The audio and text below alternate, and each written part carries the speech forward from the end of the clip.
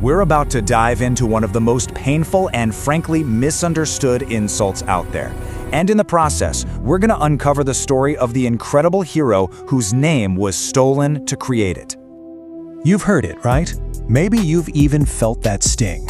The words, Uncle Tom. It's an insult that's designed to cut deep. It's meant to shame, to isolate, to accuse someone of the ultimate betrayal. But what if the story we all think we know isn't just a little bit wrong, but a complete, total inversion of the truth? That's the question we're digging into, and the answer? Well, it's a story of straight-up historical sabotage. Okay, so first, let's just ground ourselves in the here and now. To really understand the lie, we have to be crystal clear on how this weapon is actually used today, in our communities.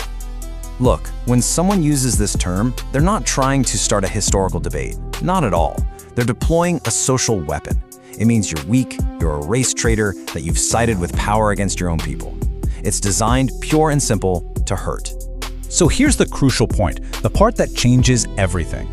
That whole definition, the one we all recognize, it wasn't created by the Black community. It was engineered by a white supremacist society and then basically handed over. We've been told a lie. So how in the world was this lie built?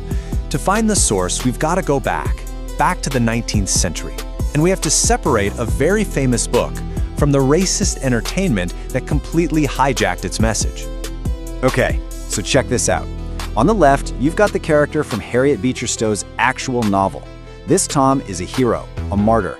He is so morally strong that he resists his enslaver to the point of death to protect other people.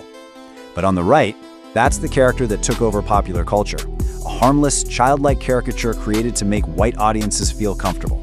These are not just different, they're polar opposites. And this is how it happened. It was through these hugely popular but totally unauthorized stage plays called Tom shows.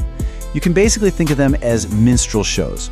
They cashed in on the book's fame but completely flipped its message, turning a powerful anti-slavery story into a pro-slavery comedy. Let's just be perfectly clear here. The Uncle Tom that is used as an insult today has almost nothing to do with the novel. It is a direct descendant of a racist caricature born on the minstrel stage. That's the origin of the lie. But the story goes even deeper than that. Because behind the novel, and buried under all those layers of caricature, there was a real man. An actual hero whose true story was almost completely erased from history. This is Josiah Henson. His autobiography from 1849 was a huge inspiration for Stowe's novel. Just look at his face. Does that look like the face of a sellout? No way. That is the face of a freedom fighter. So get this, in 1830, after being promised his freedom and then getting cheated, Josiah Henson decided to take his family's fate into his own hands. He escaped slavery in Maryland, carrying his wife and 4 children all the way to freedom in Canada. And he didn't stop there. Henson became a conductor on the Underground Railroad. He repeatedly risked his own life, going back into slave states. It's documented that he personally guided around 118 people to their freedom.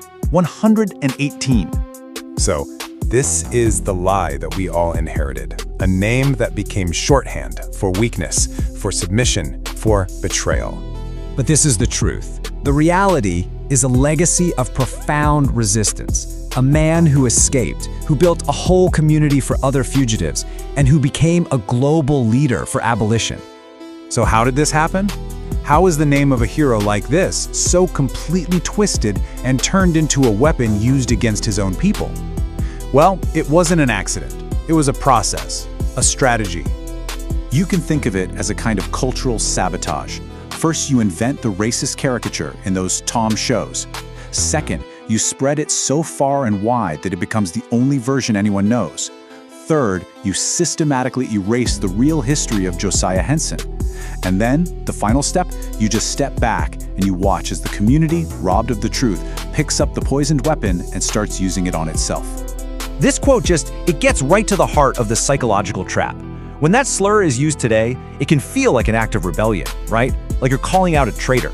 But in reality, you're just rehearsing a script written by 19th century racists. You're repeating their logic. But the story doesn't end in that trap, because the final and most powerful act is remembrance. Right now, today, There's a real effort to undo this historical damage and reclaim the truth. This timeline shows you the whole arc. Over 100 years of distortion is finally being corrected. Just in 2022, a historic site in Canada was officially renamed. They chose, very explicitly, to honor the man, not the caricature. And that is a powerful act of historical repair. This whole process, this fight to remember, it actually has a name: Zakar. It's not just passive memory. It's an active, deliberate choice to recall what was intentionally buried. It's about bringing truth back into the light. And that's the ultimate takeaway here.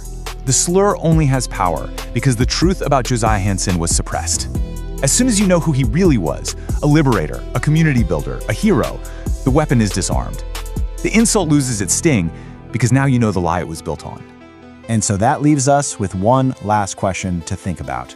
If a lie this big could be told about one hero, turning him from a freedom fighter into a traitor, what other heroes have we been taught to forget? And what other lies have we been taught to repeat?